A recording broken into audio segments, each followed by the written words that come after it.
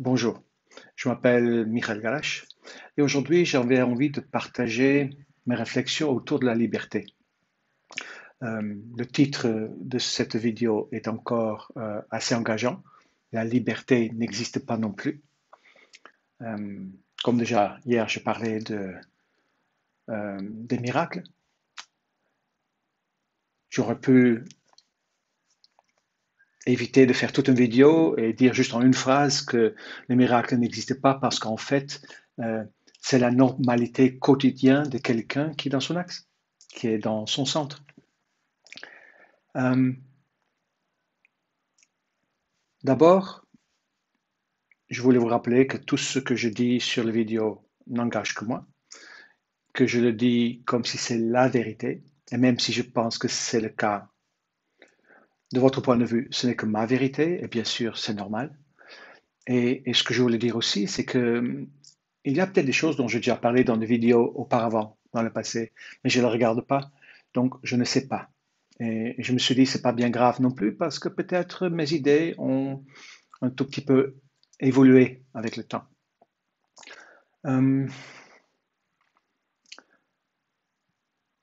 je prétends d'être sur ce chemin le moins fréquenté, le moins fréquenté. Ça fait allusion à un livre écrit par Scott Peck, il me semble qu'il s'appelle. Euh, je l'ai lu il y a très très longtemps. Je ne sais même pas si ça parle exactement de ça. En tout cas, de cette manière. Je prétends être sur ce chemin. Euh, Ma vie se caractérise par un énorme chemin de déconditionnement, de, euh, d'une traversée de mes blessures et ensuite d'un dépouillement quasiment total. Je pense que je suis sur ce chemin seulement depuis 6 ou 7 ans, à peu près. Tout le temps avant, il me fallait tout le temps avant pour comprendre en fait que le chemin sur lequel j'étais n'était pas celui-là, que je faisais partie d'un mouvement de masse euh, qui se dirigeait vers un endroit qui, de mon point de vue, n'existe pas. Heureusement, que tout au cours de mon cheminement, j'ai utilisé, en tout cas pour une grande partie, depuis, disons, une vingtaine d'années, j'utilise le miroir pour me guider, pour savoir où je dois changer, et les signes pour savoir où me diriger. Et en changeant au fur et à mesure à l'intérieur de moi, mon comportement, mes attitudes, mes pensées, mes actions, euh, forcément, mon extérieur change. Donc, ma vie aussi se caractérisait par beaucoup, beaucoup de changements. Changement de métier, de lieu de vie, euh, d'histoire amoureuse, euh, d'état physique. Ces derniers, cette année, ont été d'un côté magiques, magique, magique, magique. J'ai découvert des trucs extraordinaires. Mais de l'autre côté aussi, ça a demandé son prix. Euh, Comme je l'ai déjà dit dans d'autres vidéos, j'ai pris un coup de vieux. Euh, je, je me suis beaucoup calmé, euh, je me suis bien fatigué aussi. J'ai perdu mes illusions, mes rêves d'homme en quelque sorte. Et il y a quelque temps, j'avais fait une vidéo, c'était autour de 2015 il me semble, où je parlais que j'étais libre. Je pense que ça correspondait à l'époque où je devenais panique et en même temps à peu près que j'entrais, on pourrait dire, ah maintenant je suis sur ce chemin ou maintenant je n'y suis pas. Mais c'est quelque chose de subtil, disons comme ça. Mais je pense que ça correspondait à un moment où euh, je me trouvais aussi sur ce chemin et je me sentais libre. Et maintenant, on pourrait croire que la liberté, c'est la liberté permet de faire ce que nous voulons. Dans mon expérience, c'est en fait tout le contraire. J'aurais dû le dire autrement à l'époque. J'aurais dû dire, je suis enfin libre de ma prison de conditionnement. Je me suis libéré de mes geôliers. Euh, je ne fais plus partie d'un système qui m'impose un comportement, des pensées, des attitudes qui ne correspondent pas à ce que je suis profondément. Il y a des gens qui peuvent dire, mais je suis libre. Très souvent, quand les gens me disent, mais moi aussi je suis libre, je me rends compte en fait, ils pensent, et beaucoup d'entre nous pensent qu'ils sont libres. Mais je me rends bien compte que ce n'est pas la même sorte de liberté. Très souvent, c'est une liberté obtenue par la liberté financière ou par le simple fait que dans la prison, les gens euh, euh, ont le moyen de faire ce qu'ils veulent, mais ça reste dans la prison. Je suis plus dans la prison de la société. Je sens pas que j'en fais encore vraiment partie. Je suis encore là. Je me demande souvent pourquoi. Euh, je pense que j'ai encore quelque chose à faire. Une des raisons pourquoi j'ai recommencé les vidéos. Et ceux qui ont regardé mes vidéos auparavant, les deux ou trois derniers, comprennent que ça m'impressionne aujourd'hui, que c'est pas nécessairement très facile. Et chaque fois quand je démarre, je me reprends à 5 ou 6 fois, comme ce matin.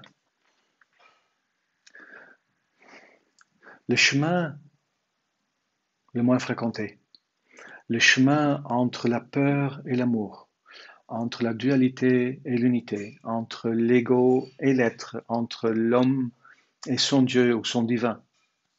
C'est ça le chemin. Je sens cette sensation de liberté, mais c'est uniquement lié à la société. Le jour où j'ai choisi d'aller vers l'amour, où c'était un choix ferme, et je ne sais pas quand c'était, je pense qu'il y a très très longtemps. Je pense que j'aspire depuis très longtemps d'être dans le cœur de Dieu, dans le un, une aspiration que je pense que je partage avec beaucoup de gens. Je pense que ce jour-là, j'ai perdu une autre sorte de liberté. Parce que sur le chemin de l'ego à l'être, je lâche ma volonté d'ego au fur et à mesure. Si je veux bien. Ça, c'est mon libre arbitre. La seule liberté que j'ai, c'est est-ce que je reste dans la prison de l'homme, prison normale ou prison dorée, ou est-ce que je vais vers ce que la vie veut de moi, qui est aussi une sorte de prison, en tout cas pas vraiment, mais du point de vue de l'homme encore partiellement conditionné, ça peut sentir aussi comme une restriction. Et je ne suis pas encore arrivé, même si j'ai l'impression d'avoir fait beaucoup de chemin déjà. Il y a une partie de moi qui sent bien qu'il n'a pas vraiment le choix. Il y a des choses que j'aime beaucoup faire, comme manger. J'adore manger, mais je fais tout un processus pranique et je ne l'ai pas lâché. Je suis toujours en lien avec ça. J'aime beaucoup regarder des films et je pourrais le faire beaucoup, beaucoup. L'homme conditionné aurait la tendance de faire des choses que la société lui a appris à aimer, en quelque sorte. Si en tant qu'homme conditionné, je vais vers la vie, vers le divin, vers l'amour, je me sèvre en quelque sorte. Et ça donne une sensation de non-liberté. Et tant que je ne suis pas arrivé à cet endroit d'amour véritable, mais bien évidemment, c'est un sevrage, de moins en moins, certes, je n'ai pas vraiment l'impression, oui, quand même. J'aime, quand je pense par exemple, j'aimerais beaucoup manger, alors que je sais que ça sont mes papilles qui appellent, la gourmandise, l'habitude, euh, l'habitude, surtout ici, et que beaucoup de gens le font, surtout dans le pays où je suis, où la nourriture est très importante en Israël. Je sens encore que l'être, euh, non, qu'en tant qu'homme, face à l'être, je dois me faire violence pour rester sur le chemin le moins fréquenté. Il n'y a qu'une manière que je connais pour que cette notion de liberté devienne une vraie liberté. Mais je ne pense pas que je peux me le forcer. De quoi je parle, c'est que j'ai envie de faire la volonté de la vie, la volonté de Dieu, si on peut dire comme ça. Je suis au fond un homme très religieux, même si je ne porte pas d'ékippa ou des peyotes ou que je ne fais pas les shabbats ou que je ne correspond pas à d'autres rites de nos religions modernes. Mais je suis en fait quelqu'un de très religieux, très dans la reliance, quelque chose qui nous relie. Mais d'aller vers Dieu, aller vers la vie, ça demande beaucoup. Ce chemin devient de plus en plus difficile parce que pour l'homme conditionné que j'étais, je dois de plus en plus laisser derrière moi qui est de l'ordre de ma humanité, mon humanité, je ne sais pas comment dire exactement, je dirais mon humanité, euh, de mes habitudes, des choses qui ne sont plus vraiment conditionnées, mais qui viennent quand même de ce monde et qui me plaisent. Voilà, disons comme ça. Je vois très bien que j'aime beaucoup mon iPad, mon téléphone, mon ordinateur, la technologie, j'aime beaucoup les films, j'aime beaucoup manger. Et il y a des choses, voilà. Ce que j'ai besoin de faire au fur et à mesure, c'est de vraiment prendre conscience qui je suis vraiment. Est-ce que je suis l'homme conditionné ou est-ce que je suis l'être qui œuvre à partir ou à travers l'homme conditionné? Et bien sûr, ma réponse est claire. Dans le quotidien, j'ai toujours la sensation d'être Michael avec le corps, avec son âge, avec son métier, son, on va savoir quoi, toutes ces identifications égotiques. Mais je sais qu'au fond, qui je suis. Je sais au fond que, que je suis l'être qui fait son chemin à travers ce véhicule. Et mon intention, l'importance, c'est de ne pas oublier ça, de ne pas oublier que l'envie d'aller vers l'amour, c'est l'envie de l'amour même, et que l'amour même, c'est moi. Qu'en fait, ce n'est pas une volonté d'un Dieu extérieur, d'une puissance extérieure que moi, mais non, mais que c'est en fait moi.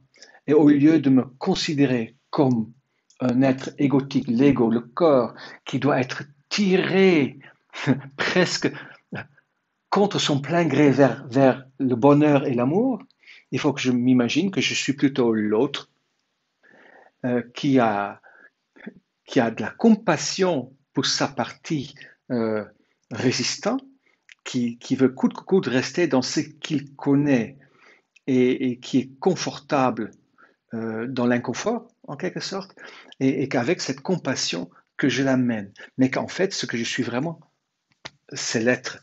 C'est l'être qui œuvre à travers d'une expérience euh, incarnée.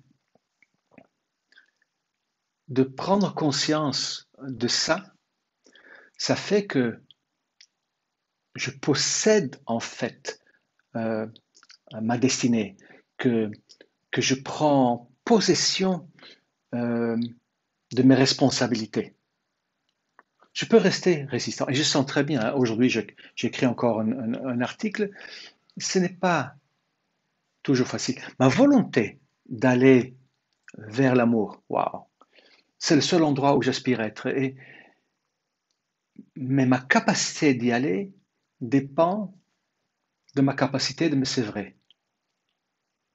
Si aujourd'hui je m'imagine complètement sévré, juste avec peut-être une bandoulière et Et sur la route, avec des sandales et un vêtement très simple, quelque chose pour me tenir chaud la nuit, je ne me sens pas tout à fait prêt à ça. Il y a des choses auxquelles je tiens encore peut-être un peu trop, mais mon intention d'y aller, elle est ferme. Il n'y a aucun doute à ça. Je ne vis que pour ça. Je ne suis que sur cette terre encore pour ça, pour faire ce chemin et de le partager avec vous, avec d'autres personnes que j'accompagne.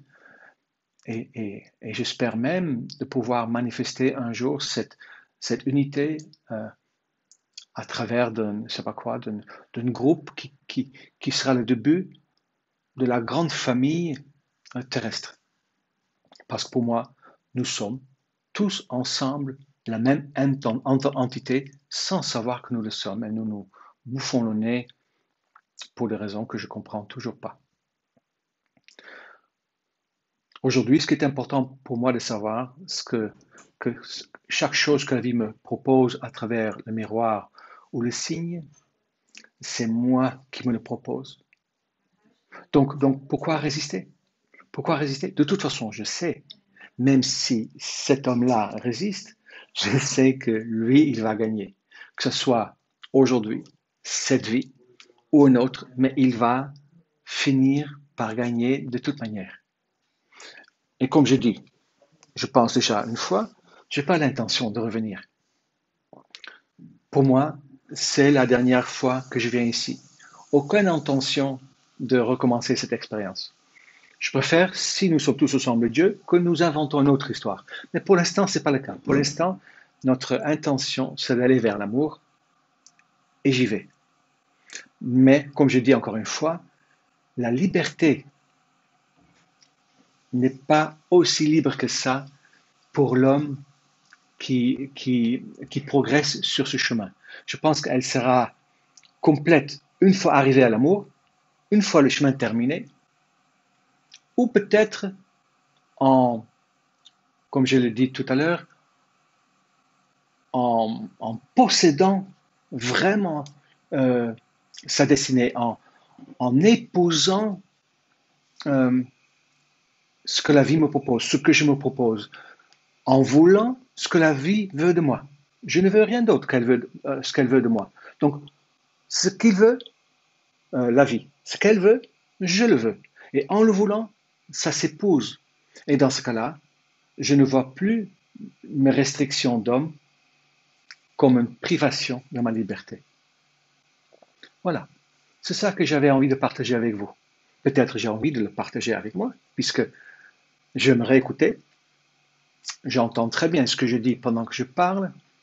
Et si je le partage avec vous, c'est que j'ai certainement besoin de l'entendre encore une fois moi-même. Encore et encore et encore et encore. Alors, je vous souhaite une merveilleuse journée et n'oubliez pas, si vous avez une question, si vous avez des remarques, euh, si vous avez envie que j'éclaire un sujet, peut-être personnel, n'hésitez pas d'aller sur mon blog, euh, sur la page contact et de m'envoyer un message. Je peux très bien en faire un sujet anonyme, bien évidemment. Voilà, comme je l'ai dit, je vous souhaite une très très belle journée et à la prochaine fois. Au revoir.